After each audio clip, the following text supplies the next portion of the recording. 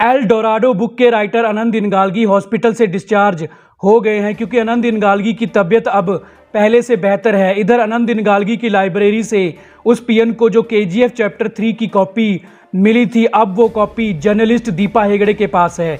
अनंत इनगालगी अपनी लाइब्रेरी में आ जाता है जहां पहले से ही मीडिया की सारी टीम के साथ दीपा हेगड़े भी वहां मौजूद होती है।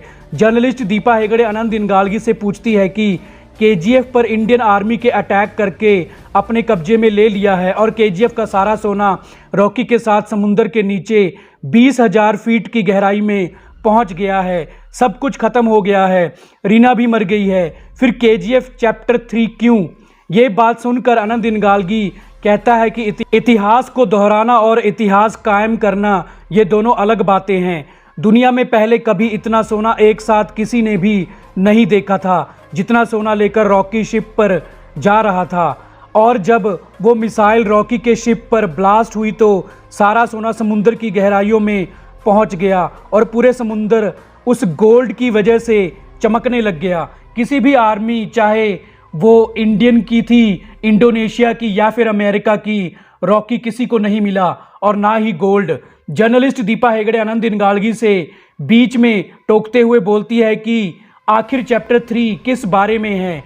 उस केजीएफ के बारे में जो अब तबाह हो चुका है या फिर रॉकी के बारे में जो मर गया है? फिर अनंत इनगालगी केजीएफ चैप्टर 3 की कॉपी को ओपन करके पढ़ने लगता है। अनंत इनगालगी बताता है कि चैप्टर 3 है रॉकी की लाइफ के उन 3 सालों, मतलब 1978 से 1981 के बीच की कहानी, जब रॉकी का रुतबा धीरे धीरे इंडिया से बाहर फॉरेन कंट्रीज में भी कायम होने लग गया था। रॉकी ने अधीरा को जिंदा छोड़ दिया था और इनायत खलील से बिजनेस शुरू करके रॉकी ने इनायत खलील के गोल्ड को डायरेक्ट अफ्रीका से इंडिया में पहुंचाना शुरू कर दिया था। लेकिन रॉकी अभी भी रुकने को तैयार नहीं था क्योंकि रॉकी ने अपनी माँ से वादा किया था कि वो एक दिन दुनिया का सारा सोना ले आएगा।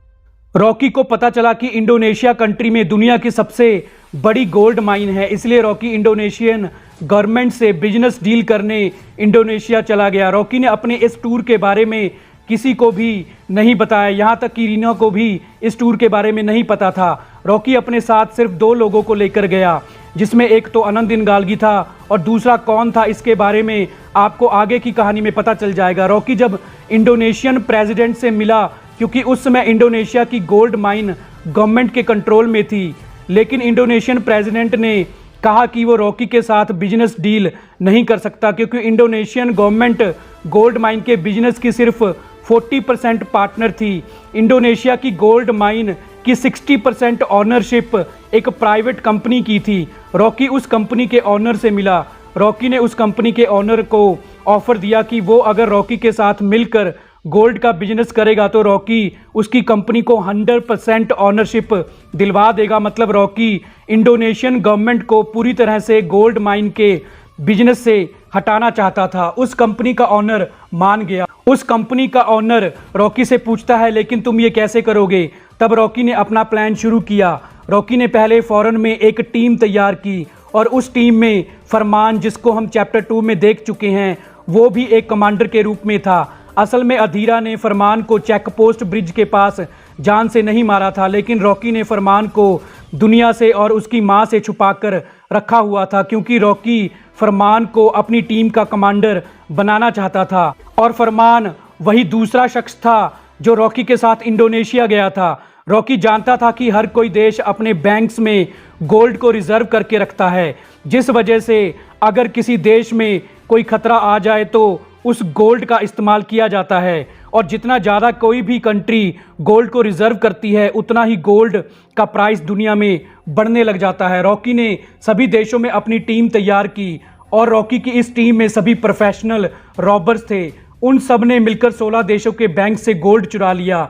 इस वजह से पूरे वर्ल्ड की गवर्नमेंट को गोल्ड की कमी होने लग गई थी। अब सभी देश दुनिया की सबसे बड़ी बड़ी गोल्ड माइंस से रिक्वेस्ट करने लग गए कि वो ज़्यादा से ज़्यादा गोल्ड निकाले और उन देशों को सप्लाई करे। इस वजह से गोल्ड के प्राइसेस में भी बहुत भारी उछाल आ गया।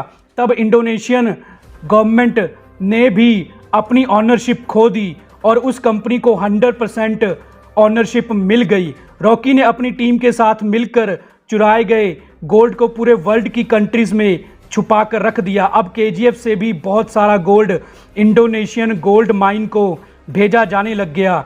बदले में इंडोनेशियन गोल्ड माइन कंपनी का ऑनर रॉकी को बहुत सारा पैसा भेजता था।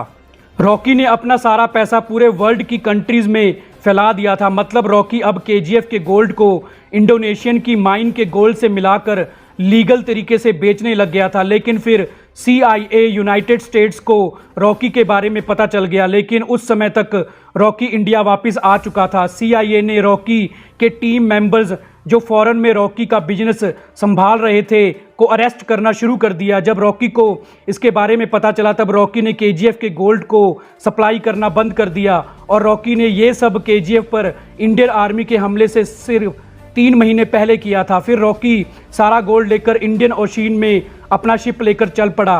रॉकी ने गोल्ड ओशियन में जाने से पहले इंडियन नेवी, US नेवी और इंडोनेशियन नेवी को फैक्स करके ये बता दिया था कि वो गोल्ड लेकर आ रहा है। रॉकी ने ये सब प्लान के अकॉर्डिंग किया था। इनायत खलील उस समय इंडियन ओशियन पर अपना शिप लेकर पहुंच गया था जब रॉकी के शिप पर इंडियन नेवी ने मिसाइल छोड़ दी थी। इनायत खलील जो रॉकी के प्लान के मुताबिक वहां पहुंच गया था, रॉकी को वहां से लेकर चला गया। असल में रॉकी मरा नहीं था, वो शिप से पहले ही जंप कर गया था, इसलिए किसी को भी रॉकी की लाश नहीं मिली, वो अभी जिंदा है। इंडोनेशियन नेवी और US नेवी यानी पूरी दुनिया के लिए रॉकी मर गया है, लेकिन रॉकी अब अपने कमांडर फरमान जो आगे चलकर सालार बनने वाला है के साथ वापस जरूर आएगा। रमिका सेन जो CIA के द्वारा दी गई रॉकी के 16 कंट्रीज में किए गए क्राइम्स की रिपोर्ट पढ़ रही होती है, ये समझ जाती है कि ये सारा रॉकी की प्लानिंग थी और रॉकी अभी भी जिंदा है।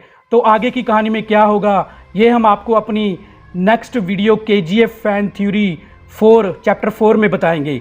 तो दोस्तों हमारी आज की वीडियो को पूरा देखने के लिए आपका